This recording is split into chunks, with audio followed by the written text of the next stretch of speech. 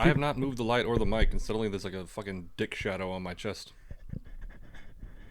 No one would have noticed that if you hadn't pointed that out. Well, it's going to be there now. Now it's there. Yeah. All right, let's just get into it. Hello, hello. Welcome, everybody, to another episode of the Fake Philosophers. As always, I'm Mike, and with me today is Mitch, as always. Oh, yeah. Hi, guys. Mitch, you vibing right now? I'm very vibing, yeah, man. You look very comfortable. I might have worked like 55 hours this week, so whatever, I was like... I got out the shower, I put comfy clothes on, I put a robe on, and 4 hours later, I was like, oh, shit, yeah, we got to go do that podcast. And I was like, I should get on like a good shirt. I should get like my hair did a little bit. And I'm like, you know what? No, I'm going Lebowski today. So yeah, you look good. Get the little yingling there, a little yingling action. A little bit, yeah. All right, nice. I was doing the wild turkey, and now I'm on the yingling. Got to change it up every now and then. 55 hours, man. It's fun. I understand. Let me ask you a question, Mitch. I'm ready for it. I got an answer for you. How, and there's stories behind this, but how easily, and I think this is actually kind of a philosophical conversation to be had. They all are if you think about it. Right? How easy do you let things ruin your day? Oh, this is a good question. How easily do I let things ruin my day? You know what? Not very easily. I think I can say I can can pretty strongly defend my day. All right. That's a way to put it. It's weird because I kind of have this like kind of sick narcissistic point of view of, you know what? All this bad shit happened to me and I didn't let it get me down because that's just what kind of awesome person I am. And I still had a good day. Look at how cool I am. But that's like arrogant positivity. Yeah. Arrogant optimism. We'll call it. The true meaning of a humble brag, if you've ever you heard the term. Yeah. Well, yeah. So I asked the question because I guess I'll be vague.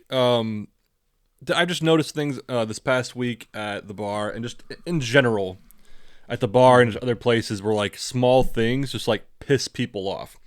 Mm-hmm. Now, don't get me wrong. We come on here and we bullshit. We talk shit about small things like the shit that happens at the grocery store that I come on and bitch about. Yeah.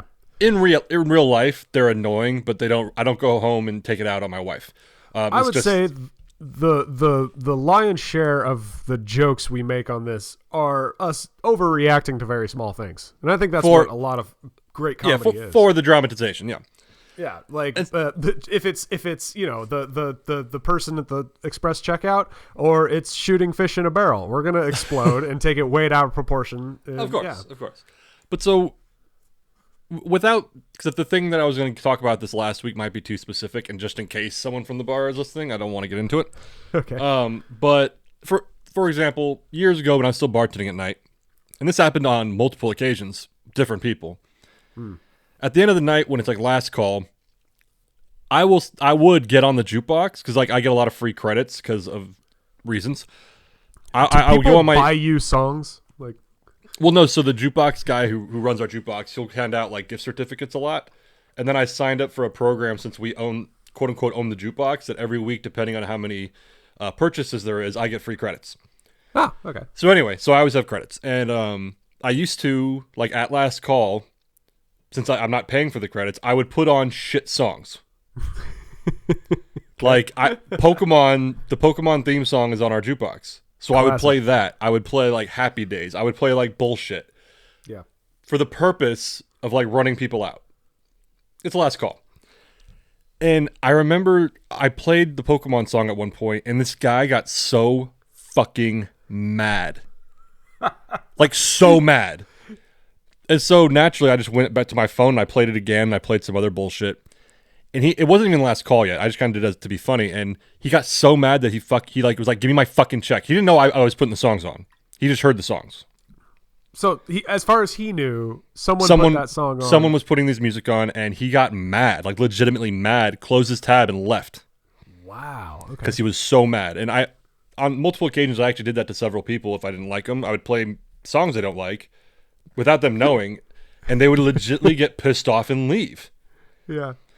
And even when I was younger and I did this, in my head, I was like, you're letting music on a jukebox ruin your fucking night? Oh, that's interesting. Yeah. And that's, yeah, and I'll get into a little bit. So you might know, we have, for whatever reason, we have a certain fan base that comes in to the bar during football season for a certain team.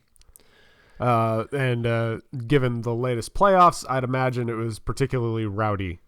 Well, yes. And again, I'm going to keep it as vague as possible.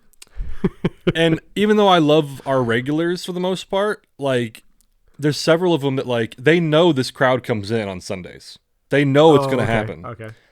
And they still come in and they get fucking mad. Mad as hell. Oh, no. That, like, all these people come in because in a regular's point of view, they're outsiders. Uh-huh. Like, it's very interesting. I'm not even going to say, like, in a bad way. It's very interesting how regulars at bars get territorial. I've never been like that anytime I've been a regular anywhere, but there are people who get territorial. And so when all these quote-unquote outsiders come in this one season of the year, a lot of them get really fucking mad.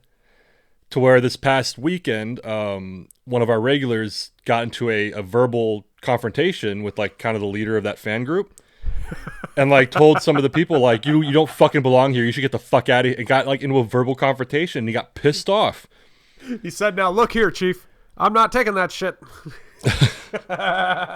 Like the pun. What pun? I'm keeping it vague, bro. And, yeah, and it just, I remember, because I went in to fix something when that was happening. And thankfully my partner was there. So I was like, you handle this shit. I'm not even supposed to be here today. And so I left, but I remember thinking, like, how do you get that fucking mad? Like, if I knew, and we've talked about things in the past, that if I knew I was going to go somewhere and be irritated, I just don't go. So, like, if I knew this team is playing and I know there's going to be dozens and dozens of people screaming and cheering for this team, and I know I'm not going to have a good time, I'm not going to go. Yeah. But they still go and they just get mad. It's weird. Anyway. I kind of love this. I kind of love this whole scenario. There's multiple layers to it. And as you're talking, I'm like, that's interesting and that's interesting. First of all, the getting mad at the jukebox things reminded me of the talk we had about those guys that drink and just get irrationally mad out of nowhere. It kind of reminded, like, harken back to that. I think there's a little bit of that in there. But regulars at the bar that get mad, It's got to be like, because here I am sitting on my high horse over here because I'm not a regular at a bar, but it's like, okay, if you're a regular at a bar, I'd imagine there's not, like, a lot of things you're, like, really in control of in your life. And being and you know what? Look at, I think there are some guys, regulars at the bar, who may listen to this and they might take offense to that, but I think there's something to it. And I'm going to throw myself into the mix here. I think we've discussed the bar in Rancho that's mafia themed. That's what we called it. There was like 2 or 3 years that I was going there after my shifts, 3 or 4 nights a week. And there really wasn't any rational reason why. Yeah. I was in a relationship, so it wasn't like I was trying to get fucked. Like, I wasn't going out there to get laid. But there was something about it to where I'm not sure. I'm not trying to get too deep, but, like, I don't know if it was like depression that I just needed to go out and try to intermingle with people. I don't know if what it was that, like, I was drawn to just go there every night. Or is it like just humans' need for habits that they need a control of some kind, something that's familiar but that's to what I them mean. that It's they not can- necessarily a negative thing, but it's like a normalcy thing. Like, I can come here and control this. Like, I know what I'm doing today. I don't know. Like, I mean, at least you were like a semi-regular at it, like an actual bar. I was a regular for a while at Lazy Dog Cafe in fucking Rancho because me and my friends worked evenings and we all got off around 8:30 in the evening. Lazy Dog had a nightly happy hour started at 9 p.m.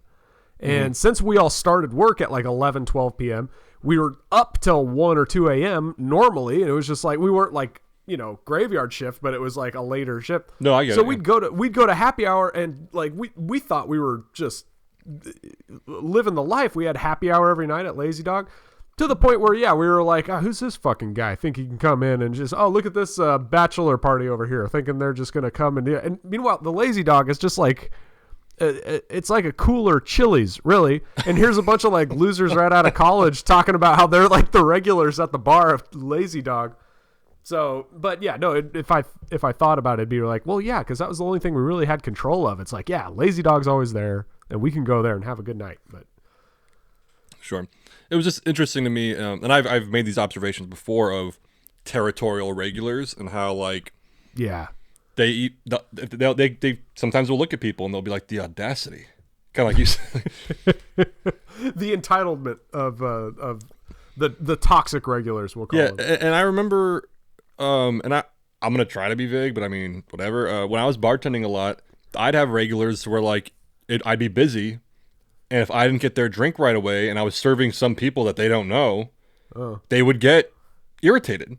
Interesting. Because I'm now somehow in their brain favoring the stranger over them. Yeah. So, but to get back to the regulars at the what did I write down? The entitlement, like there is that weird sense of like, I've put the time in, so I get to decide what's cool and what's not. But then there's another aspect of when because you mentioned it, when you go somewhere knowing it's going to be wrong and it's going to make you mad, but you go anyway, like you're trying to do some weird fight for the principle kind of thing, like it's there's something to that. Yeah. Like, I think of my mom who would purposely not wear her mask in the airport, not because it was, she was suffering in any great way, but because she, like, by principle, didn't think she needed to wear it in the giant ass lobby of the airport. So she would purposely keep it off and wait for someone to come and tell her to put it on. And she would get all irate and, like, she wouldn't carrying it up too bad, but she'd be like, it's like, Mom, you knew this was going to happen. You knew this was coming, and yet you still went there because you wanted to be put out, I guess. I don't know. It's interesting. And I do think there's something to that, too, because I do know, and it's not all regulars, but certain regulars of mine, and they'll admit to it, they almost welcome the conflict. Okay. Like, I can't speak for your mom, but I know people who, as you said, though, didn't wear their mask on purpose, knowing that somebody will probably approach them, and to them it was making a point.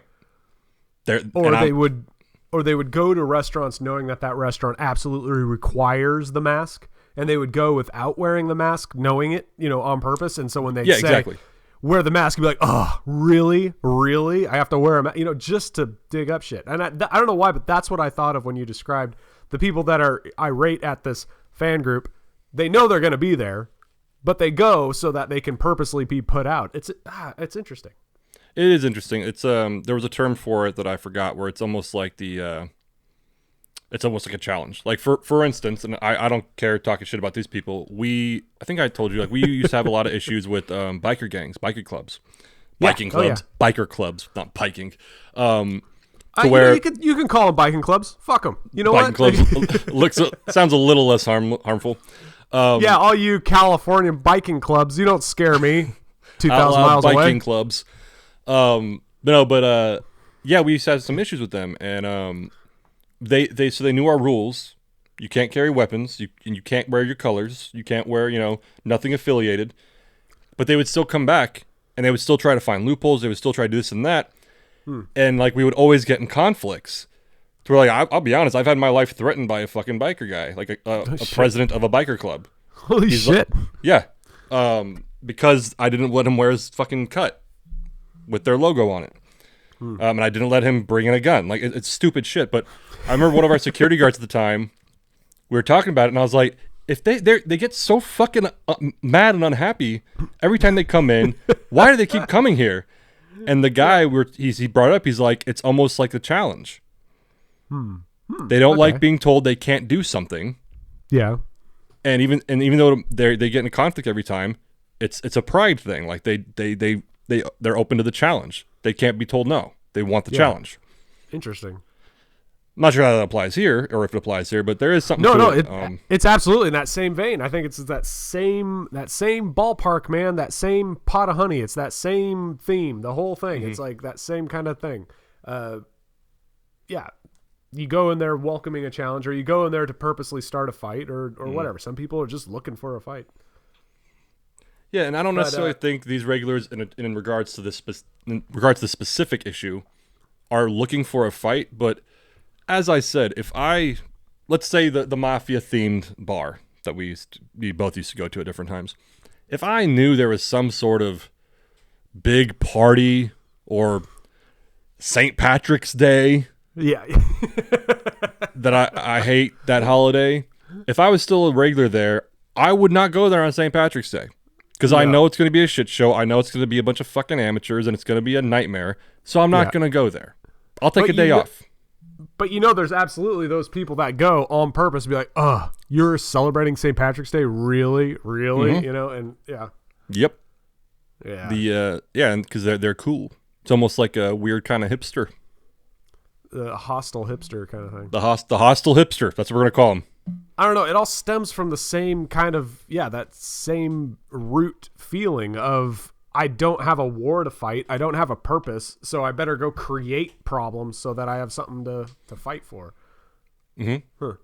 But going back to the concept of just having your day ruined by this. If it's the jukebox, the football fans, whatever it is, it's just very... I don't know. I just, like, don't get me wrong. Like, there's been petty things that kind of ruined my day, but it's mostly if, like, other things are happening. So then this final thing just was a cherry on top. Yeah. But, yeah, I don't know. It's just kind of fascinating to me because I've seen it in other areas, too, where, like, something so dumb just makes you gets you worked up. And granted, I have my little triggers, too. Everyone has their little triggers, but, like, the music on a jukebox, that's gonna fucking ruin your night. It's funny. The Pokemon theme song, though, like, I knew a guy when I did Muay Thai was he had a pair, because in Muay Thai they have those really high shorts, those like high baggy shorts, so they can kick really high.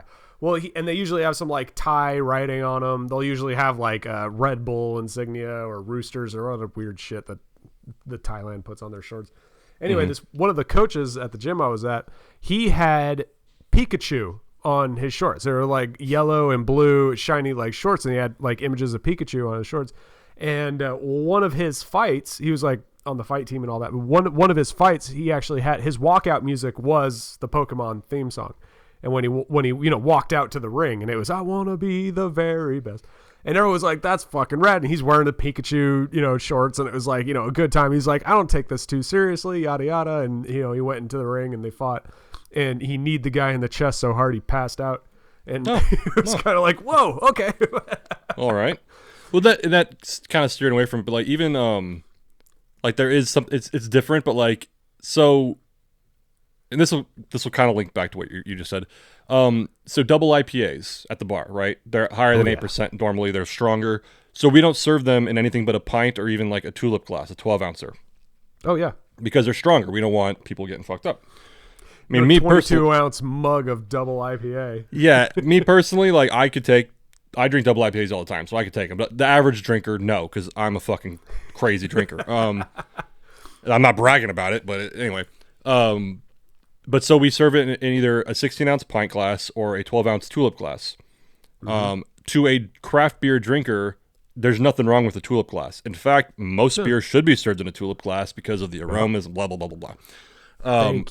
Thank you. Side note, the Belgian ales, the properly craft, like I got really into the glass shapes for different beers and all that. That'll blow your mind. I love that stuff. Anyway. There's a super science to it. Even like I'm a beer nerd, and even I don't understand all of it. Like anyway. Yeah, it's crazy. It so going back to it though, like I remember we had a beer from Inland Empire Brewing called Victoria. It was a strong ale, tasted really good. It was like 12% or 11%. So we served it in nothing but a 12-ounce glass. Yeah. Just because even a pint, 12-ounce glass. Yeah. And I shouldn't have been surprised, but I was also surprised at how many grown men felt emasculated by being served a beer in a tulip glass. And that little tulip, well, I mean, the flourish of it, I can see it. But at the same time, I don't see it. Like, come on, really? No, I mean, I shouldn't have been surprised, but I was. I was like... What do you, and even I remember one guy was kind of like, I don't even care if it's only 12 ounces. Can you just pour it into a pint glass? And I was like, see that? All right. That kind of beat my idea. I was sitting here thinking like, here's $1 million idea. Craft glass, like a beer glass, but it's shaped like a beer bottle because this is only 12 ounces, and you serve this up and it's just a reusable glass beer bottle. And there are some breweries and beer pubs that like do have like a smaller glass that looks it's like a pint glass shape, but it's smaller. Yeah. Oh yeah. But for our purposes, we just had the 12-ounce tulip because that way we can make kind of fancy cocktails in it and use it for beer. But so like I was just like, really, like this is what demasculates you? You're drinking an 11% fucking beer. You're already a step ahead from all these other fucking guys drinking Bud Light. Yeah. But because the glass is curved, you don't feel like a man? Well, I mean, yeah, but I mean, red wine is stronger, right? But it comes in that sissy little glass. That's why we don't drink red wine, because it looks gay. Of course. No, but so going back to your Pokemon thing, like there are a lot of guys who'd be like, absolutely not. That's demasculating. That's humiliating. That's stupid. And it's like, nah, it's funny. This is dumb. This is kid stuff, man. Like, I remember I was talking to a Raiders fan. He was a security guard that worked for us for a little bit. The guy was a douchebag looking back at it, but big Raider fan, right? Big Raider fan. And so I threw the hypothetical at him. I was like, if I won the lottery, I'd want to buy the Raiders, change their colors to pink and yellow, and rename them the Butterflies. And he was like, he got like offended. Legit, like football fans out of their fucking mind. He got like legitimately like, that dude, if you ever did that, I would fucking kill you, blah, blah, blah. And I was like, dude, think of it from my perspective. If you're called the Raiders and you beat another team, that's the norm. If you're called the Butterflies and you fucking beat the shit out of another team, that's humiliating for the other team. We just lost to the fucking Butterflies. Wow. I was like, do you not see how powerful that is? And he's like, no, fuck that. Raiders for life. It's like, bro, like take a breath. This isn't even gonna happen. You know what I mean? Like this isn't even happening. You think if I really win the lottery, I'm gonna buy the fucking Raiders? If I even win the lottery, first thing on my list. Like, all right. So it's already 1,000,000,000 to 1 chances I'm winning the lottery. First of all, and it's probably lesser chance of me actually wanting to buy the Raiders of all the NFL teams. I'd want to buy the Raiders. Of all the sports, you're going to pick football. And of all the football teams, you're going to pick the Raiders. Yeah. I'm skipping the Lakers. I'm skipping the Kings. Yep. I'm skipping the Cowboys. The Rams. Going straight to the Raiders. Going straight Raiders, yeah. So anyway. Oh, this is toxic masculinity, Mitch. I know. What you're describing. One time in a bar in Bishop, there was a bunch of it wasn't like a frat party per se because there's no college there, and it wasn't really a bachelor party because who the fuck would go to Bishop? But there was a group of dudes, and they were like, you could tell that they weren't locals, so they were like probably rolling through. It's probably like going snowboarding or something like that. So they were like staying in Bishop, but they were at my bar. See, there I go. See my bar. They're at my bar. Yeah. They were at the bar I frequented, and everyone was like kind of annoyed because they kept playing like the same, in vogue hippity hop music that no one really listens to, and that they just kind of liked so that they looked cool, and all their t-shirts were too small and all that. So I got onto the what's it called, the jukebox where the Touch Tunes. Yeah. So I got on Touch Tunes, and I got my credits, and I decided to play the song 2112, and I moved it to the front of the line. 2112 by Rush is a 21-minute song. It is a rock opera. Fucking hilarious. And my plan was to kind of piss him off, and it worked like a charm. It was brilliant. I loved it. No one else in the bar thought it was very funny, even the other guys that were just like, oh man, it was worth. I think I liked it before, but here I am just playing pool, listening to 2112, and it was pretty cool. Yeah. Oh shit, that just reminded me of another story that goes back to what you were talking about. One time I go to that bar to watch a Broncos game, and there's this other weird guy that was there. We were watching the game too. But then there was this young lady also sitting at the bar who made it abundantly clear that she hated football, and she kept mentioning how she hated football. And throughout the game, she kept putting on songs on the jukebox that were louder than the game we were listening to. Harkening back to the scenario you're describing of like, look, I'm going to go to this bar. I know football's on. I know it's Monday night. But I don't like football, so I'm just going to go to make everyone know that I don't like football. Yeah. There's those people. That bummed me out, man. Well, and so I'm kind of a hypocrite. So there's been times, like generally, because like on one hand, I try not, like if somebody really does enjoy something, I'm not the one that I'm going to go out of my way to like make fun of you to your face anyway, or judge you, or you know what I'm saying, like that kind of thing. Yeah. At the same time, we're in theater, and we have friends that are not in theater. We know how it is. Yeah, yeah. But I can't say I've never like gone out of my way to like point out to someone how absurd their hobby is. Or like for a while when all these bitches were into like Twilight, I would go out of my way and be like, these are horrible movies and horrible books. You're dumb.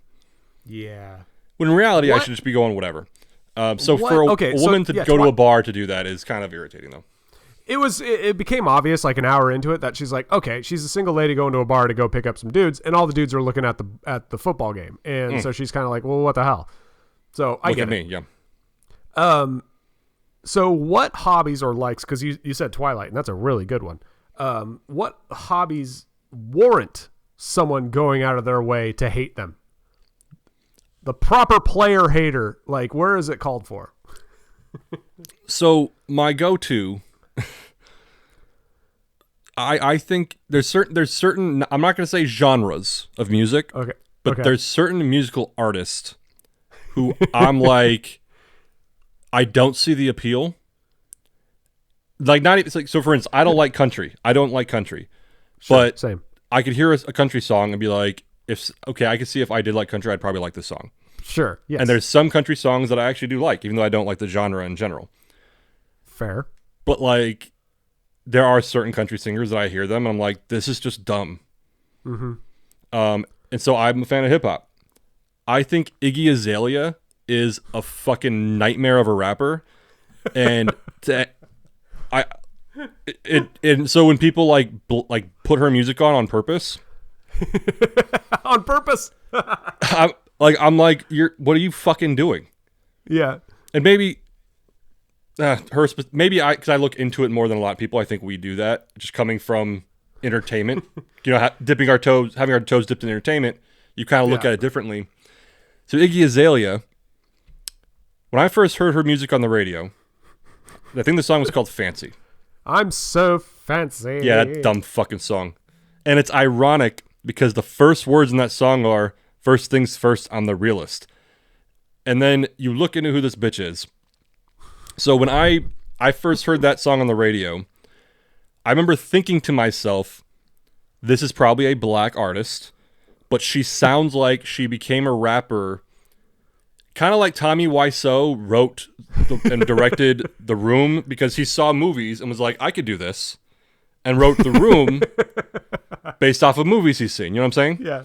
It's like those things where they give artificial intelligence a scenario and write a letter and it comes out this jumbled shit, you know? Yeah. So when I heard her song, and this is literally like, I didn't even know anything about her. I thought it was a black artist, but I felt like the lyrics and the way she was rapping, I was like, she probably heard some really bad rap and thought I could do that. And that's how this song came to be. Come to find out, she's a white woman from Australia. And then reading about her, I was like, this is exactly what happened. She heard rap music and she became a terrible rapper, and somehow she got picked up. I don't get it. Like, of all these choices, that's the one. And so you would go out of your way to hate on Iggy. Yeah, because even being white and Australian aside, I still thought the song was trash. I still think she's a trash rapper. Yeah. Just her being white and Australian and the way she speaks is clearly like fake. That's why first things first, I'm the realist was the dumbest line, because like, bitch, you're fake. Yeah. Anyway. Well, I mean, I'll go out of my way to make fun of people who listen to her. Yes. So I do believe, like, to echo what you were saying earlier, especially with people who claim to be artists. Well, I mean, if you claim to be an artist, you're an artist, right? You know what I mean? You're a good one. But if you claim to be an artist, you're an artist. Writers especially, and actors in straight theater, not musical. I say straight theater as in the non-musical, but like Shakespeare or straight theater. If you get a hybrid of a straight actor and a writer, you're going to get the biggest douchebag you've ever met. Like the most entitled, like, I know what art is and what art should be. Let me tell you why your art is trash. Example, me. Example, I was going to say, like, wait a second. yeah. Example, Mike. So to echo that, so we're coming in from like, if there's a group of people in the entertainment business that will go to your face and tell you you're trash, it's going to be the writers or the actors. And it's like, yeah. Yeah, I feel like if you have multiple disciplines in any art, you're going to be that person. I don't know. You know what? And you're probably right. I know I'm right. That's the thing. No, I mean, like, yeah, but I mean, like, if you're someone who has multiple disciplines in entertainment or art, whatever you want to say, and you have a negative opinion about something, you are probably right. Okay. With exceptions. I understand what you're saying now. That's even makes it even funnier because it's it's that thing of like, the more you learn, the more you see just the flaws and everything. Cause you never really learn how to make something good. Like, school teaches you how to point out all the wrong things. That's like what our education system is based on, is grading or marks or things you did wrong in this essay. So it's a wonder that our whole skill set as a country en masse on average is based on pointing out the flaws. That's why the greats, stepped away from the herd and did their own thing and created this great thing. All the greatest movie makers, Quentin Tarantino, Darren Aronofsky, Kubrick, they never really some of them did like a lot of the education for sure, but Quentin Tarantino had this great quote. He says, while everyone was at film school, I was at the films. He didn't study how to correct problems. He just went and did what he loved. So back to today's modern writer, theater actor, what does he do but sit around and write things? And then the second half of his day is reading what he wrote, pointing out all the flaws. So the writer is conditioned to hate on all kinds of art and point out what, and they're right, but it's kind of it's an interesting point. It's an interesting perspective to have. Agreed. So, yeah, I mean, yeah, because I absolutely could be like, you know what, I want to be more open, but the minute someone says something positive about the Star Wars prequels, I'm like, that's going to ruin my fucking day. You talked about what's going to ruin my day. If someone gets on that, I'm like, oh, you fucking idiot. Like, let me explain to you why you're not only wrong, but why you have a flawed logic and why you're just a slower person. See, I'm not sure if caveat's the right word, but I have something to that. Like, if somebody says, I liked this about episode 2, my follow-up question would be like, but do you think it was a good movie? Yeah, see, okay, you want to take it to that next level. Because then if there's, like, there's certain things and shitty things that I like. So, like, there's parts of the prequels that I enjoyed, but were they good? No. There are kernels of undigested food that might still taste good in the pile of shit that you're looking at. Yes. But that's not my point. It's one thing to like someone be like, I liked this about episode 3, but then you're like, but did you like the movie as a whole? Yeah. Which is really it's really unfair because I use that argument both ways all the time. It's like the movie as a whole was pretty good, but I hated this and this and this. It's like, but I loved this and this, but I hated the movie as a whole. And yeah. Sure. I get it. But other things that you make, because I mentioned mine, was the Star Wars prequels is one. And you know what? I've been praying about it. I really need to like chill about Star Wars, man. I miss liking things, and I miss liking Star Wars. Every time Star Wars, like Andor was the first like good Star Wars that came out in like 10 years. And you didn't like The Mandalorian? Oh, I liked Mandalorian. Okay, yeah. I did like Mandalorian, yeah. Okay, 10 years is a bit drastic. It felt like 10 years. God damn it. Felt like 10 years. I'll agree with that. Boba Fett was so shit. Okay, go on. I think we talked about that. Like, yeah, we don't have to rehash that shit. But anyway. Yeah. Iggy Azalea is one of mine. I will roast you no matter what. So are there things that, and Iggy might be one, but are there things that if like total stranger on a bus would be like, really? No, I don't do the stranger thing. Nope. Never would do that. Okay. Nope. And what if it's? Go on. Sorry. I was gonna say we may have touched on this before. I don't fuck with strangers in negative ways because I don't know who they are or what they're capable of. In person. So I don't fuck with them. In person. Yes. In person, yeah. Okay. Because I was going to say, we can go beyond just their likes and dislikes if it's music they're listening to or a movie they're quoting or whatever. What if because sometimes it's fun to poke fun at people that are like way outside and going after crazy shit that aren't just entertainment things, i.e. Trumpers. Trumpers are great to like kind of you talk about how you troll the Trumpers all the time, not just Facebook, but you're like, oh really, can you and for me the other way around is like, oh, you're a big fan of Biden, okay, can you name 3 of his most complete sentences? His 3 big hits. His 3 big hits. Yeah, you know what's kind of funny? Even coming from theater and having a lot of liberal friends, I don't know a lot of people that I could trigger on Biden. Yeah, no one's gonna get triggered on Biden. That's true. I mean, only because if I was like Biden did this, they'd probably be like, yeah. Yeah. Okay. No, yeah. Biden was a bad example. I should say, like, any other like crazy. And, okay, Bernie would be a great example. I talk shit about Bernie, people lose their mind. I will say, as someone who liked Bernie, the Bernie bros were fucking obnoxious. Yeah. Well, yeah. I mean, yeah, that was fun. Trumpers are fucking obnoxious. The Ann Coulters really are. Oh, I forgot about her. Everyone did, but I forgot about her. Yes, I do I've experienced poking the Trump bear. But politics could be one that you'd go out of your way to kind of. Okay. That depends on my mood. Well, it's something that I think you and I really clicked on, even when you and I first met, having very different ways of life. I mean, like, we both like theater, but like what we considered fun, what we did in our pastime was pretty different. But what drew us together was the fact that we both were kind of like, okay, I do this, you do that, that's cool. And it was kind of, so most of our philosophy is everyone should do what they want to do, and as long as it's not hurting other people or me, get down with it.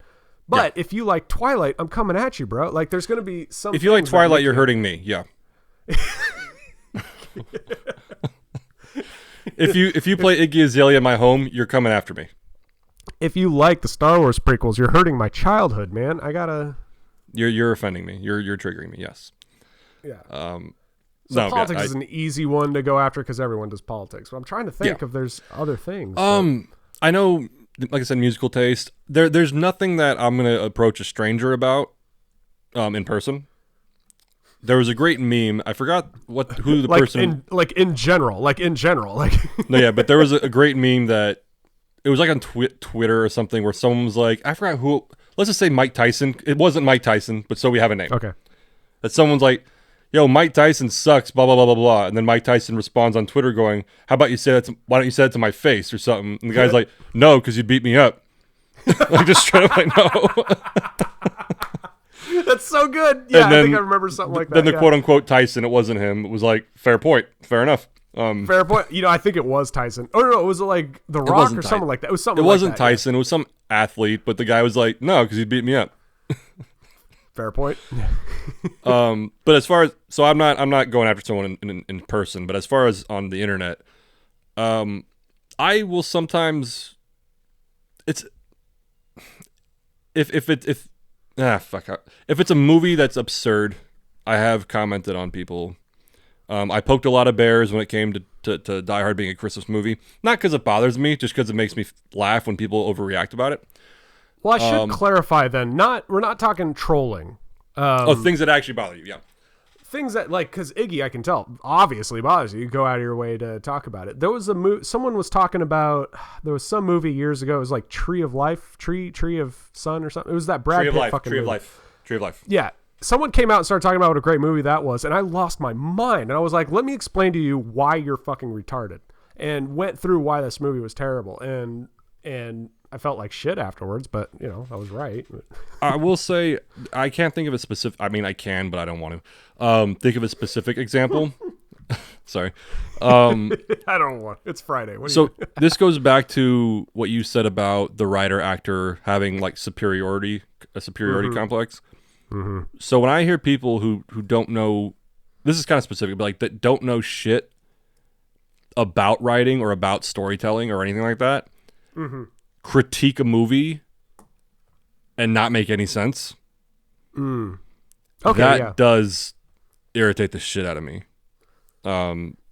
It's true, because in the it's weird to say, but in the art of criticism, or to be a critic, people who they usually follow a standard of what we as society have deemed good and bad as Yeah. quality and unquality. So you need to kind of unquality. Is that a real word? Real word? Anyway, we've mentioned it before, but the Red Letter Media channel that they did their Star Wars prequels reviews, they do Yes. Star Trek, all those movies. Their reviews were hilarious, but they stuck to the standard of what's considered good art and good, examples of right and wrong when it comes to movie making. So when you have someone who doesn't know what they're talking about start critiquing it and saying just things that just don't make sense, it's very frustrating because you especially have studied and tried to refine it. So And even with what you said, even if like there's norms to what, standards to what's good and bad, and even if like a critic is challenging those norms, you could do that in a knowledgeable way. Mm-hmm.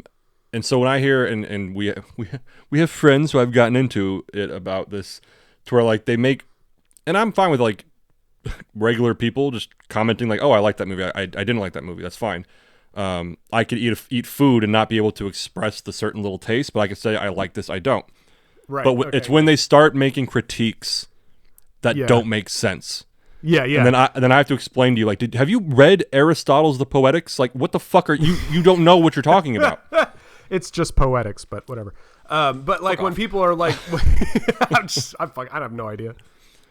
But I know, I Anyway. believe you've read it or at least know about poetics, and Yeah. and so there at least Aristotle. You don't have to follow these standards, but there are standards, and other people have written things, and there's a rhyme and reason to telling a story.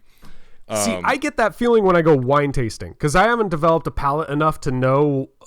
I know good wine and I know old wine and shit like that, but I don't know it like well enough to stand at a bar for a wine tasting and be like, yes, but the tannins in this leave a note of blah blah blah blah. Because I know I'll just be talking out of my ass, and I know the guy pouring the wine is instantly thinking this fucking idiot Doesn't know what the fuck he's talking about. Well, not only does he not know, but he's making me mad. yeah, and even as being a big drinker, and I think I'm like pretty knowledgeable about beer. If I try an IPA and someone's like, tell me about it, I'm like, well, it's hoppy and I like it. What about the notes? It tastes kind of citrusy. I don't know. Well, what about this? What about that? And I'm like, no, it's good. Fuck off. And we had a cook who worked for us, and this is actually a guy who like worked in breweries and stuff, like as a brewer. And he I forgot what fucking whiskey he tried. And he started talking like, yeah, you can get like hints of peach and hints of this fruit. And I was like, what? No. No. Because don't get me wrong, there's certain beers that like, yeah, I'll fuck with you if you want, like, you go down that road. Yeah. And he was a brewer, but like he was drinking like fucking whiskey. I forgot what bourbon he was drinking. And he was like talking about these fruit notes and this and that. And I was like, no, what the fuck are you talking about? But he was talking, there's this bitch nearby he was trying to impress. Anyway. Oh, okay. Well, that's different then, man. Lead with that. That's a whole other, conversation. Yeah, but no. So like when people are talking about movies and shit, or plays or anything, and they start going like, "Well, I don't know, because the protagonist didn't do this and that," and I'm like, "That wasn't the protagonist." Like, you know what the fuck you're talking? Like that, you're not even talking about the protagonist. Yeah. Like don't use that word. You could say lead character. You could say hero. You say yeah. But it's not the protagonist. You're misusing the word, and you don't know what you're doing. I will get irritated over that.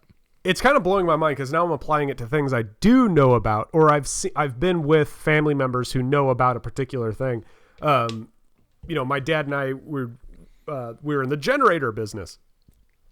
And when we meet people, other techs, and they're like, "Oh yeah, such and such brand sucks," and we're like, "Really? Why do you think so?" Well, because this and that, and they start naming like jargon that makes no sense, and we're sitting there like, "Dude, you don't know what you're talking about, and you're making a bad name for something, and you have no idea what you're talking about. This is bothering me." It's that similar kind of mentality. It's that douchebag at the wine tasting who doesn't know wine, and he's saying that the hints of tar are really ruining the note.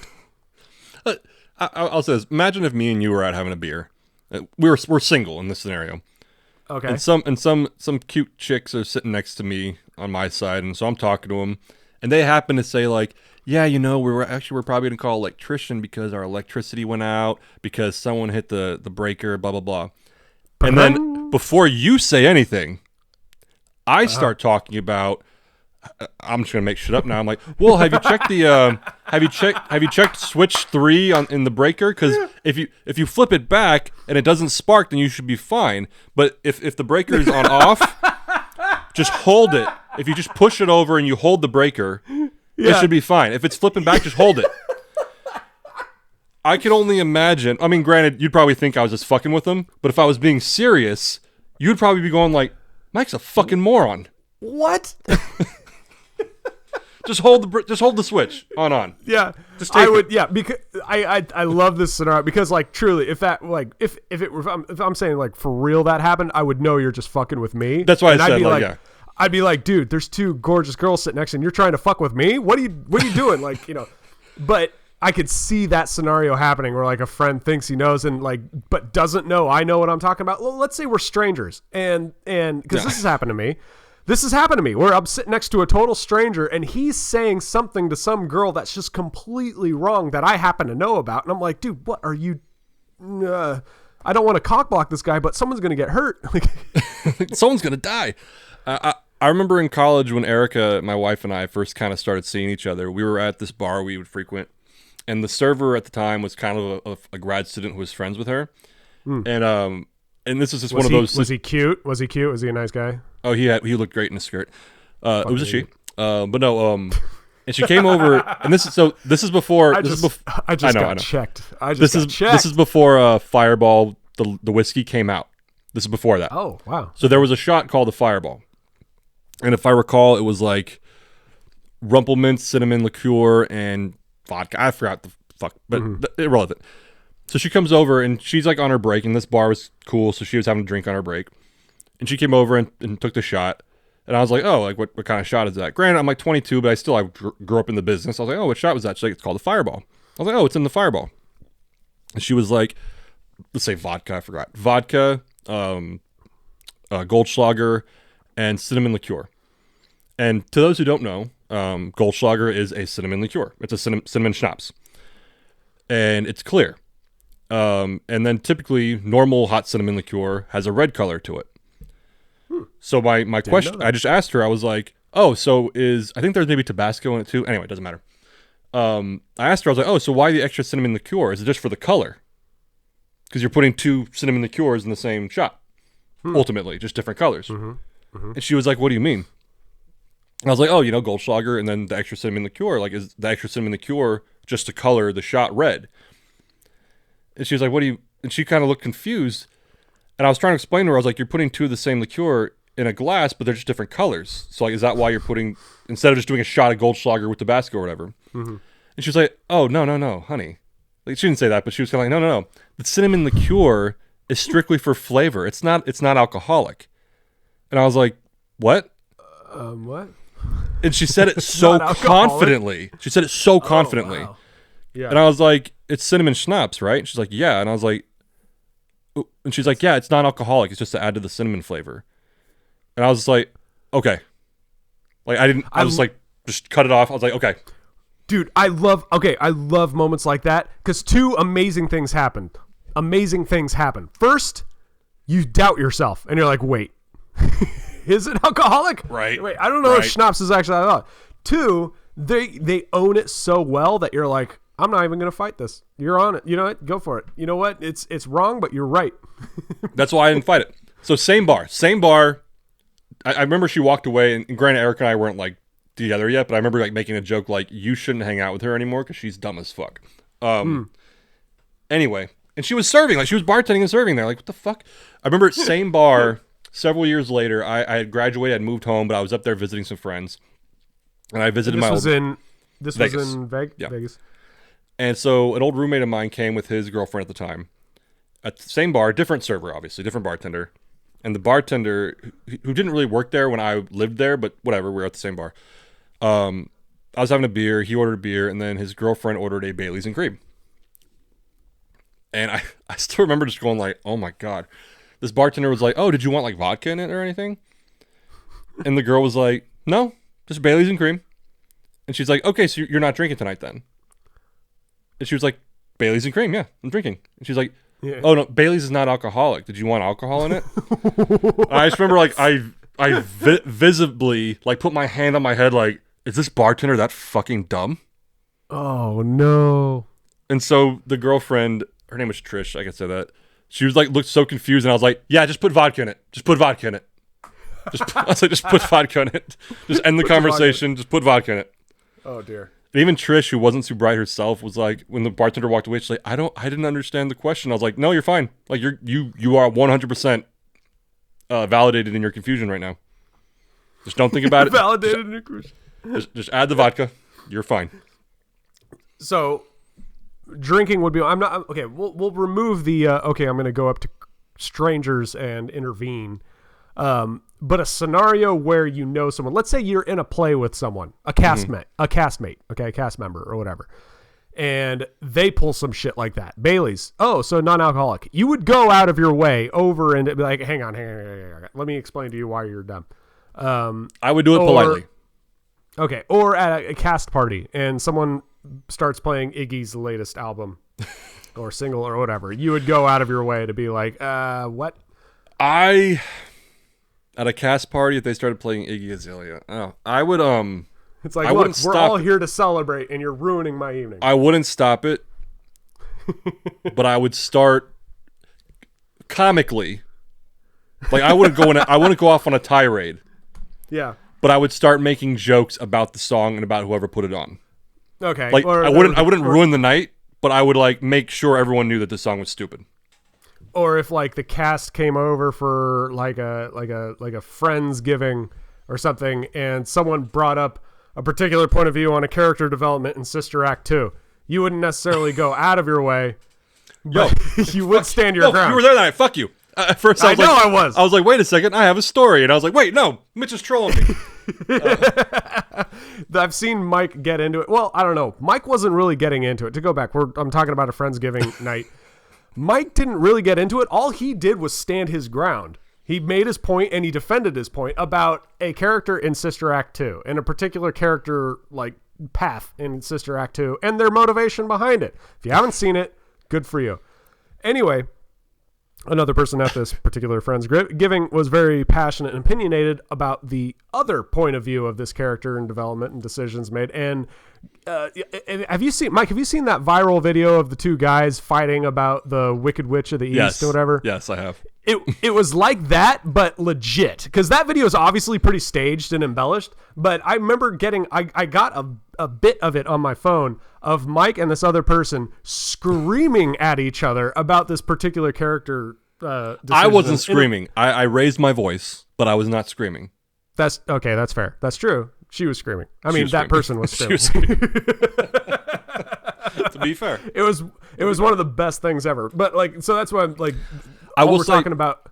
So I will say this: if someone, even a stranger, asks for my opinion on something, unless I think it'll be like hypothetically, if I was in line at the store or if I was like, in line at a movie or something, and some stranger tapped me on the shoulder, hey man, do you like Donald Trump, right? And I'd probably be like, yeah, just to get them to leave me the fuck alone. But they're probably packing, and I'm not about to deal with that today. Like another example, at Home Depot, if one of those solar fucking people come up to me and they're like, hey, are you interested in solar? I just say, I already have it, and I walk away. Okay, yeah. Just to shut them down. Yeah. I don't, but I'll just shut them down. But if it was like someone who knows me and they ask me a question on my opinion, I can give my opinion, politics, movies, whatever it is, I can give my opinion diplomatically. Now, if this person, any person, then comes at me hard, as you said, game on, I'm standing my ground. So I would say, okay, to argue the point there, most people would be like, you know what, I'm dug in. And most people would be like, hey, they're getting really mad, so I'm going to defend my point even more. I think when people get mad at Mike for the opinion he has, he gets riled up and wants to kind of match the energy, but in a different way, and kind of the yin to the yang of that, and kind of like remain calm, just to piss them off even more. It's pretty awesome. It's pretty awesome to watch. Hey, if you ever just calm down. Just that always works. Yes. But it was funny. So I'll be. This is the true story, so I don't give a fuck. So her husband, is a guy who gets very passionate about his opinions. Yes. Yeah. And I remember they do have that in common. It's pretty awesome. Yeah. And I forgot, and they're a lovely couple. I love them to death. But I forgot. Fuck them. Fuck them both. If you're listening to me, you guys, fuck you guys. I hate them. But it was I think it was a Thanksgiving, a Friendsgiving, and I'm not sure if you're at this one or not. I forgot, but I remember Erica saying that like she talked to like the other girlfriends and wives, whatever, and they're all like, we just hope they don't pick on him because they always get him riled up over dumb shit, and it just kills the energy in the room. Yeah, and so I was here for this one. Erica made me, before they showed up, she talked to every single male guy in the group that was coming and said, don't fuck with him. Just don't fuck with him. Don't fuck with him. And I remember, because even, I'll say the name, even Kevin, who Kevin always rips him up, always gets him going. Even Kevin was like, okay, we won't do anything. And I forgot what Kevin's the type that if he smells blood, he'll dive right in. He's a shark.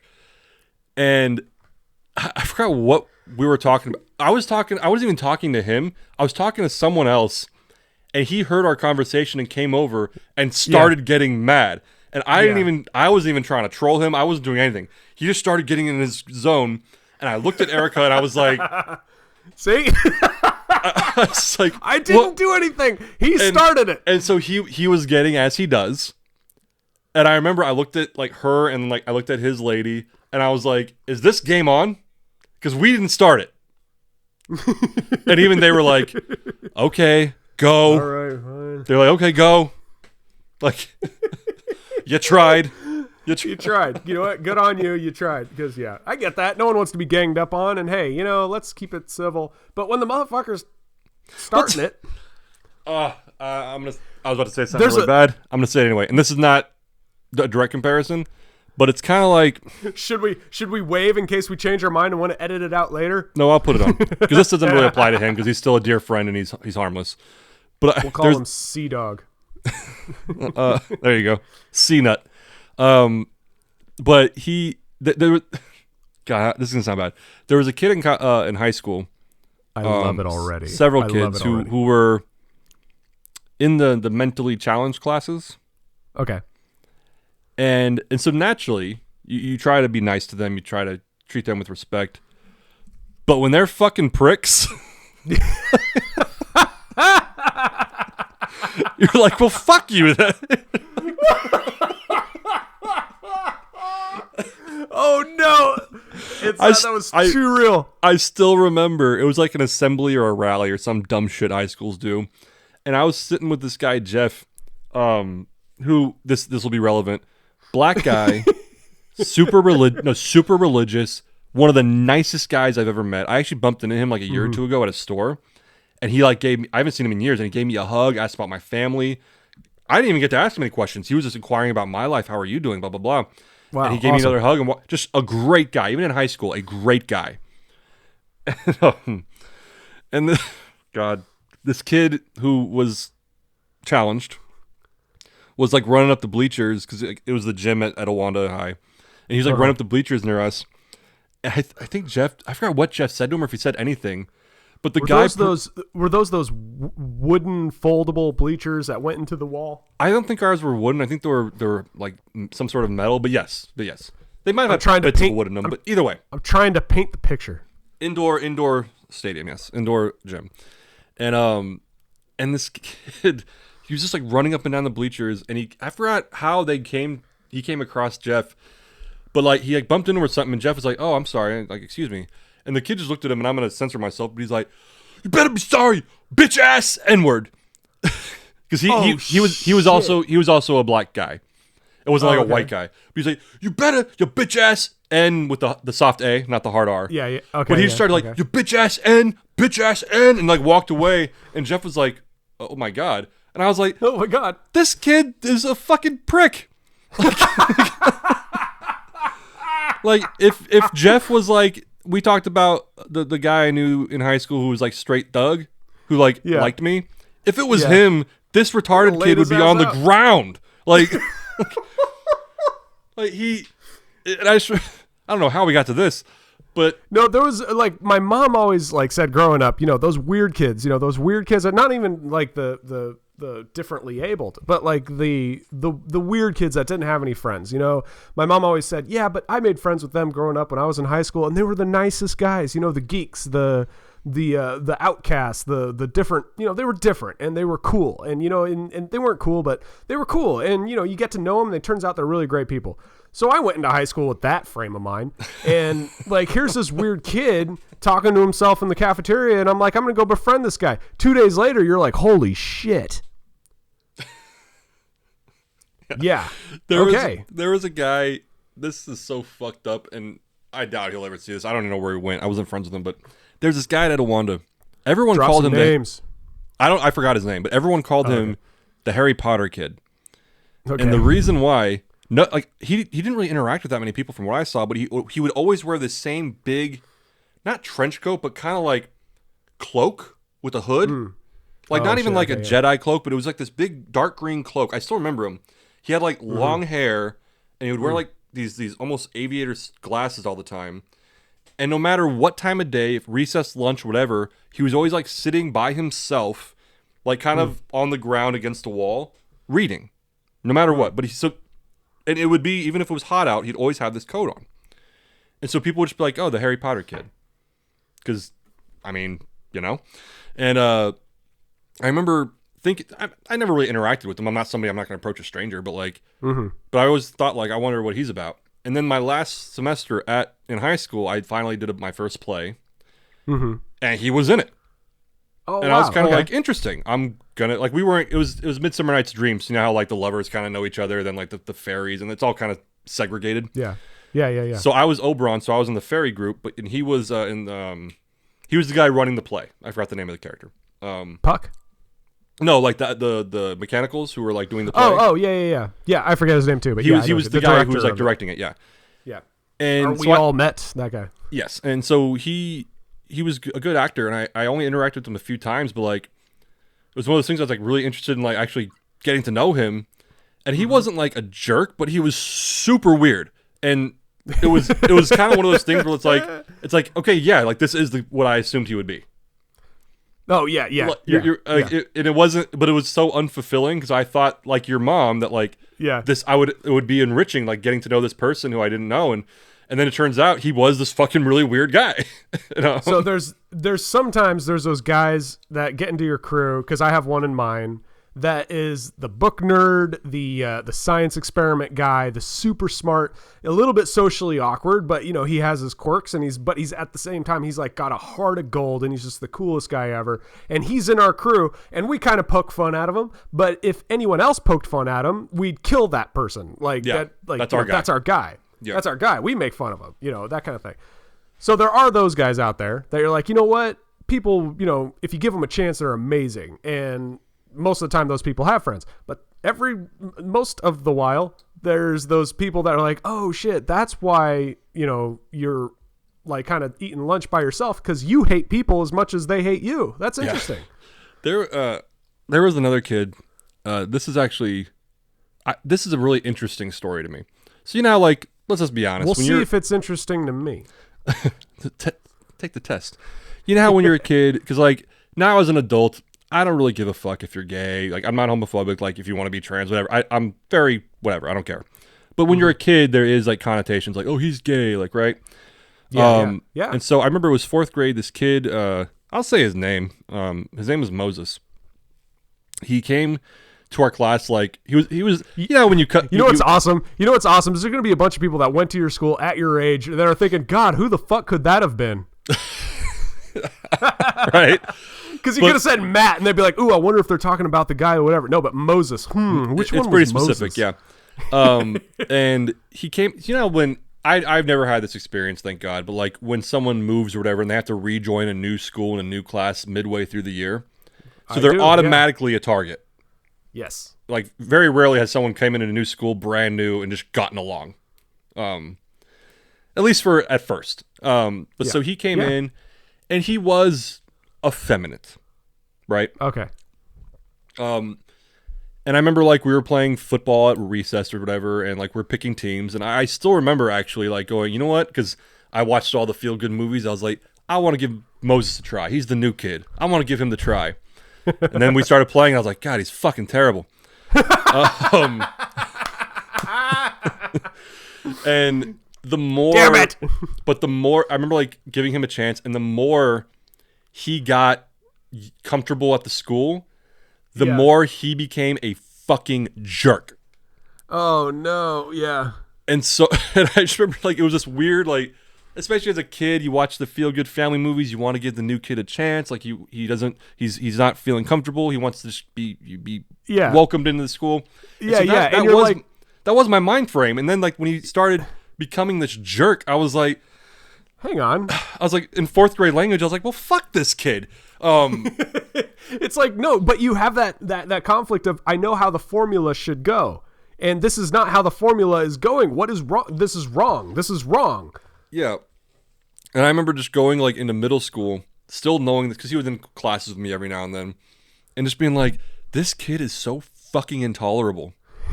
And it's not even because he was clearly gay, but it's not even because he's gay. Like, he's just a fucking jerk. Oh dear. And if so, of course, like, this happened on several occasions in fourth grade. I still remember this shit for some reason. But, like, over the years, when people would, like, not pick on him, but, like, fucking insult him or threaten him or whatever, all the teachers would always assume it was, like, homophobic. Not realizing, no, this kid is just a fucking prick. Actually, this guy's a fucking asshole. But yeah, a lot of it was a lot of people. So, like, a lot of teachers would think that, like, this guy was just a victim getting picked on because he was clearly, like, effeminate and possibly gay. Yeah. And when no one ever had the conversation of, like, no, he's just kind of a prick. No, he's actually an asshole. Yeah. Like, I don't think bullying's a good thing. We should put a stop to it. But if you deserve it, but if you deserve it, there is a point when it's not bullying and it's just society telling you that your character is dick. wrong. Like, if you're an innocent person and you get bullied, that's fucked up, and the bully should be punished. But if you're kind of instigating the bullying, like, Look, if you go across the room at a party and start telling these guys how their opinion is wrong, you're gonna get ganged up on. It's You don't walk into a biker bar and slap a beer out of a guy's face and tell him that his beard is gay, because you're gonna get your shit fucked up, dude. Yeah, that's where, like, there's a lot of examples of it. But, like, when people are like, I don't get why they're picking on me, it's like, do you not? Do you? Do you not? Like, I still remember, I'll say his name was Justin in 8th grade. It wasn't the Moses kid, but Justin in 8th grade went to, so I remember the teacher, because we were in an honors class, and teachers do treat the honors kids a lot better and a lot more honestly. And he told us the story that this kid who played football, Justin, nice guy, great guy, in shape, would rip your head off if he could, because he can, but he's a nice guy, so he's not going to. Went to our honors math teacher and pretty much said, this kid keeps fucking with me. Not Moses, a different kid. This kid keeps fucking with me. And if he keeps doing it, I don't want to, but, like, I can hurt this kid. And if he keeps messing with me, I'm gonna fucking hurt him. And I remember, because even Justin at the time going into high school became, like, a star at Awanda. But at the time in middle school, I didn't really know him. Like, he wasn't, like, Mr. Popular, because middle school sports, like, who gives a fuck, right? He didn't play No one is popular. Sports. No one is popular in junior high. Yeah. No one is popular. So I didn't even know who he was at the time. So I remember the teacher telling us the story, and I was like, Justin, who? Like, but I remember just this nice guy was like, if this kid keeps fucking with me, I'm gonna hurt him, and I don't want to get in trouble for hurting him. And I remember even at the time, without knowing all philosophy, that the question was asked, is that bullying? If you are the stronger person, but this person keeps antagonizing you, so you gotta fuck him up. Is that now bullying, or is that just fuck around and find out? See, a form of philosophy is taking the micro and attaching it to the macro. People still have this debate about America, the whole country, as like, but Afghanistan kept fucking with us, so we went and fucked their shit up. And it's that kind of Pearl Harbor. Look, they didn't have to. Japan didn't have to do that shit, so we had to go fuck them up. There's consequences, yeah. But Pearl Harbor was staged. They wanted that to happen, so that's different. But that whole thing actually fascinates me. That's a go. We'll get into that next episode. The quote unquote attack. I'll put it into my Pearl file Harbor. of things we say we're going to talk about and never do. I'd love to do episodes of just weird fucking conspiracies. I'm actually 100% on board with that, because as much as I make fun of conspiracy theory people, I find them very fascinating. Of course, everyone does. That's why. Like, and yeah, I mean, the quote unquote cure for cancer, the Pearl Harbor attack, 9/11 was an inside job. All that. I think the Pearl Harbor thing might have been proven. I forgot. Or disproven.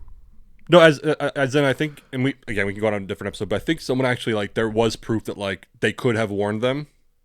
Oh yeah. Okay. Yeah. But didn't. No. Yeah. There's. I think I know what you're talking about, because there is definitely like an element of complacency or something, like they could have done. Yeah. It wasn't like it was staged and didn't happen. It was more like the U.S. government knew this was coming, but they kind of were just like, let it happen. Yeah. Because then this is our in. Yeah. Then we're in, and then we can spend all this money, and it'll bring us out of the depression. It'll be great. There you go. Hey, it worked out. Anyway. No, what else? Because there's that. There is the 9/11. Japan attacked us. Invade Europe. Wait, what? Wait a second. No, there's that one. The 9/11 was an inside job. The whole QAnon thing. Kennedy. There's tons about Kennedy. Kennedy's still alive. Like, there's the moon landing. The flat aliens, Earth. Flat Earth. Whether we've Flat Earth is a great one. Yeah. Whether we've encountered aliens, and if we did, the government being capable of hiding it. Right. Anyway. Yeah, there's a bunch. We should have one where, like, we shoot the shit like we normally do, but then the main thing, the last half hour, is we dive into one of these conspiracy theories. Yeah, man. Do you know that Waffle House is funded by George Soros? Like, yeah, wake up, people. I might believe that one. Look it up. We'll call those episodes the Look It Up episodes. Look it up. Do your own research. That's my biggest pet peeve. When people end with "look it up," I'm like, go fuck yourself. That just means you don't know, and you heard some professor telling you something, and you don't remember all of it. You just remember being passionate, so go fuck yourself. We'll finish on this.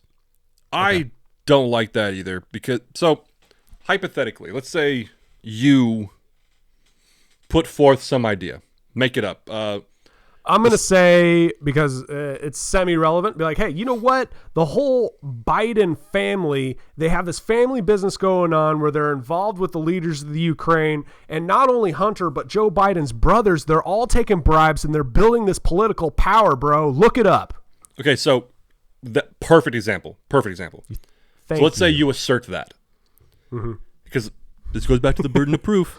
You say those things, and I get in this. This is why I try not to get into political conversations, or even conversations not political anymore.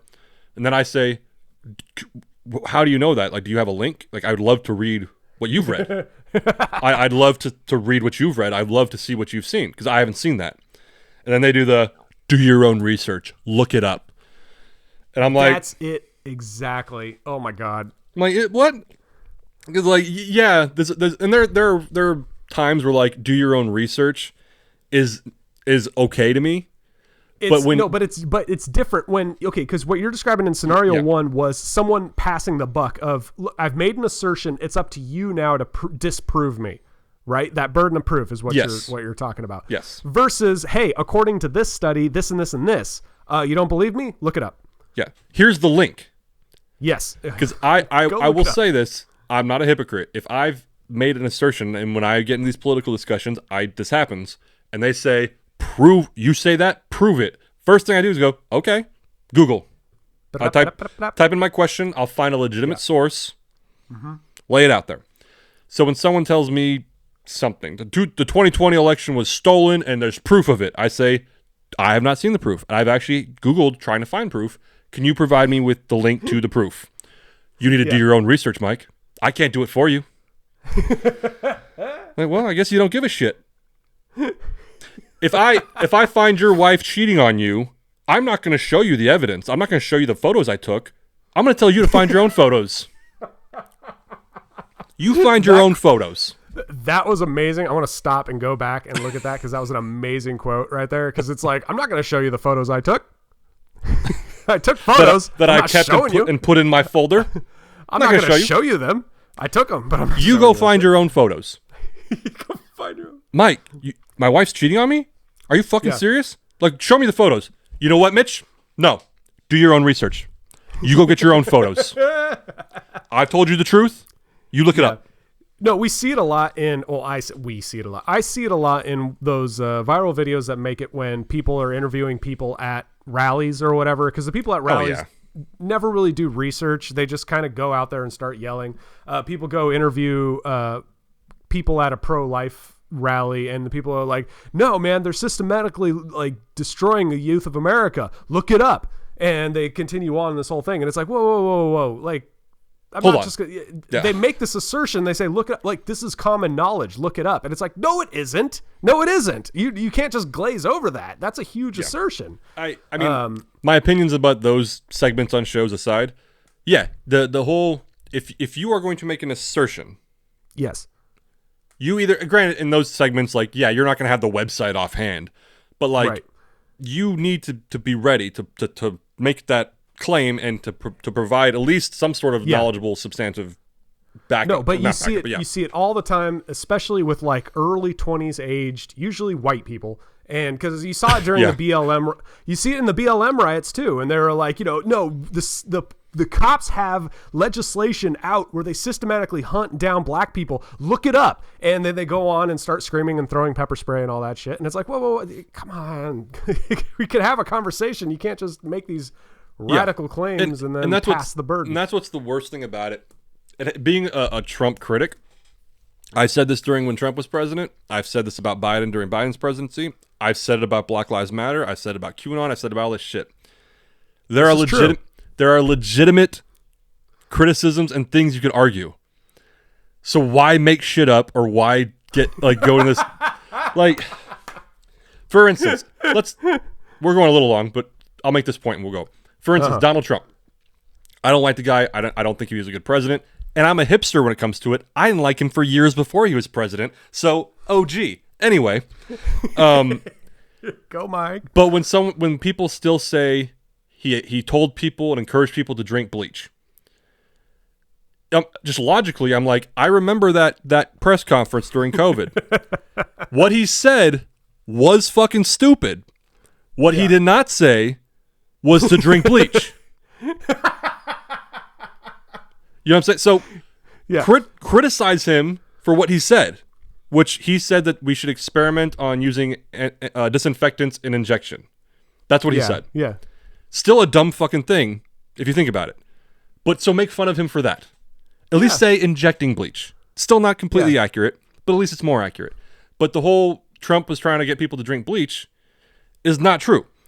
Yeah. Now, you can make a point that, and I'm picking on Trump right now, but you can make a point that there were a lot of reports to, I forgot the agency where it's like chemical poisoning and stuff. There were a lot of reports that people took what he said and did ingest bleach or other disinfectants. So there's a point to be made there. But when you say he told people to drink bleach, that's categorically false. Make fun of him for anything else. You're not making fun of him. And so I've said the same thing about Biden. There's so much things to make fun of Biden about. Well, I mean, the most obvious one, not even Biden, but like the most obvious example of arguing shit that doesn't matter and it's not true was the birther movement of President Obama's 100%. Birth certificate. It was 100%. Like, dude, there's so much to talk about Obama that are actually true and not conspiracies. Why spend so much time and energy on this? 100%. With him, it was him being a secret Muslim was one that was like, what the fuck? Because Because he actually, we're going along, but whatever. If you remember, he had links to a church. I think the name Jeremiah Wright was the reverend who said some fucking crazy shit, and he had links to it. Granted, he hadn't gone there in years, but there was links there, and like it's like, that's crazy shit. But no, he's a Muslim. Exactly. No, that was so stupid, and But so anyway. Even Biden, like I watch Seth Meyers a lot because I think his pieces are just funny. I think he's growing on me. Anyway, even he will just make fun of Biden falling up those stairs. He's a comedian. It's silly. It's funny. He makes fun of him. Yeah. That's a legitimate thing to make fun of. He fell upstairs.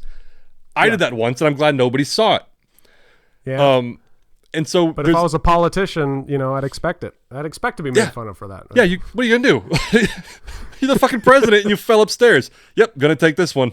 I'm gonna take this one. But so I see people making fun of Biden for like dumb shit that he didn't say or didn't do, and I'm like, there's so much gold here to actually criticize him for. Why are you making shit up? Anyway, that's what when you people make forth these claims that are baseless with no substance, I'm just kind of like, you just look dumb and you're wasting everyone's time. No, I'm glad you said it, because I don't know why, like up till now, I always hated that look it up like tag that people always throw on there. And I always hated it, and I never really could put the words as to why I hated it. And that's why, because there was that bit of like pompousness, like I know and you don't, you need to get on my level and look it up and learn some things. There was that element of it. But then, yeah, what you're talking about, like the burden of proof, that like, no, you can't just assert and then, yeah. Well, so, and then on top of that, and I've said this 100 times now, we'll end on this. On top of that, the cheating on the wife thing is a silly example, but it kind of proves the point of, if there's something so important that I think you should know, I'm going to just tell you and show you why. Yeah. For instance, and I'm going to kind of pick on Trump again, but I remember even going back to like Hillary Clinton, this was the thing. Trump says the election was stolen. Okay, that's important. Show us why. And he can never do it, because for obvious reasons. I forgot what it was, but I remember there was something about Hillary Clinton too that I made that comparison to, where it's like, if there's something so drastic you need to prove. And I'm saying I don't like Hillary Clinton. It was about her. Show us why you're trying to say this. And she never could. And well, so I think people get so they overlook the point of, the election was stolen thing is a great example of it, because, Hillary did the same thing in 2016, and now we see it again in what Trump doing the same exact shit is that, it's like there are differences to the claims of each thing, but my main point is if I legitimately, let's say, thought the 2020 election was rigged, and I found proof, I'm not going to sit here and play coy. I'm going to show you. If I found out your wife was cheating on you, and I had a feeling, and I followed her, and I got photos of her making out with some dude, whatever, I'm going to show you. I'm not going to play coy. So when people say, here's some really controversial information, do your own research, look it up. I'm like, do you not really care then? Because if this is that important, I think it's more like, to go back to the election was stolen thing. It's not, they are convinced that the election was stolen. The battle is no longer convincing other people. It's now rectifying the wrong that I believe has happened. You know what I'm saying? It's like the Trumpers were like, the election is stolen. Oh my God. Now we need to fix this. Let's storm the Capitol. Let's get this right. Yeah. There's truth to that. Completely overstepping the point that, oh shit, we have 90% of the country we need to convince now that the election was stolen. So without proof. Yeah. Right. My main point, maybe that is a false equivalency. My main point is, if you have something that you find so important, to where, and the cheating on the wife or the cheating wife thing is a silly example, but it makes sense. Can you imagine if I did come to you, like tears in my eyes, heart on my sleeve, just like, Mitch, I found out your wife was cheating on you. I have the evidence. You need to leave her. And you asked me for evidence, and I said, I'm not going to give it to you. How fucking irritating would you be? Like, how irritated would you be? You're like, hold on. Fuck? Like, because, again, the example is, if it's so important I need to tell you, and I allegedly have evidence, you'd think I'd give it to you. Yeah. And so that's where, when someone does say anything, the moon landing was faked, look it up. It's like, what? No. No, but the interaction is more like, you come to me and say, hey, your wife's cheating on you. And I'm like, oh my God. And you're like, yeah, bro, look it up. Now we need to do something about this. I'm like, wait. Can I see proof that she's cheating on me? It's like, what are you concerned about proof for, bro? We need to move. The proof will come. The proof will come. Oh my God, dude, don't even worry about it. We need to get the divorce going. Like, it's like, whoa. I mean, I think that was more of the 2020 election example. But my main point was, like, if there's something so important you feel passionate about, but you're not willing to show your research, is it that important to you? That's kind of my point. See, I would argue it is, because it's a weird delusion frame of mind where your priorities are just not about convincing people. It's about rectifying the wrong you believe has happened. So I think I think it is that true to them. I mean, it's just a perspective I think some people have. Yeah. And we could talk about specifics with like the elections and shit, but that's kind of my main issue of the do your own research person. After you make a claim and you say, look it up. Yep. If it's that important to you, you should be ready with the receipts. Show me the receipts, bro. If it's that important to you, you should have the receipts ready, not do your own research or look it up. Yeah. The best way to convince somebody is not to tell them to go looking, but here's the path. I got it for you. can you imagine a rally, a people, like a group of people marching with booklets and printed up pages, like just, walking with like their stack of shit, like ready to go. And it's like, hey, the earth is flat. I'm like, really? Yes. Let me show you why. And that's what the rally is. No yelling, but just a group of like just people convincing other people. And can you imagine, hypothetically, if it's a pro-life, pro-choice, Jordan Klepper at a MAGA rally, whatever thing, reporter on the streets thing is, and they go up to someone and the person's like, insert claim XYZ. Really? Why do you say that? Well, let me tell you. According to Britannica Encyclopedia on page 72 on volume 3, this says this, this, and this. And then on the New York Times article written in 2006, blah, blah, blah, blah, blah. And they had all of it ready. Boom. Yeah. I think Jordan Klepper would be like, oh, shit. Cool. Cool. I'm not gonna air that because that was fucking boring. On to the next one. Well, that was, like I said earlier, I have other issues. But no, it would be different. But anyway, we're going long. Anyway. All right. I'll make some notes for our lost episodes that we never talk about. And closing time, man. Closing time. This is not last call. This is closing time. You don't have to go home. But hey, it's Sunday. And if you're listening to this on the day it came out, that means you have to go back to work tomorrow. Go fuck yourself. Me and Mike are still in Friday world, man. It's still the beginning of the weekend over here. Yeah, for you. Oh. Pity me. All right, well, bye. As he sips his Claremont Craft. Is it Claremont Craft? It's Pizza Port. Oh, Pizza Port. Good stuff. Cool. Yeah.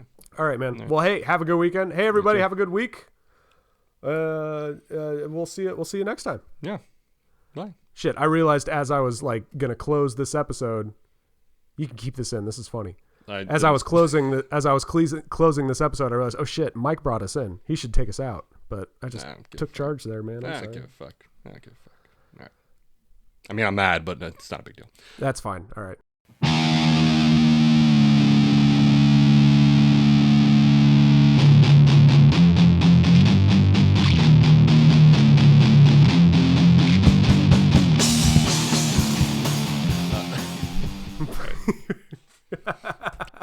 That was good.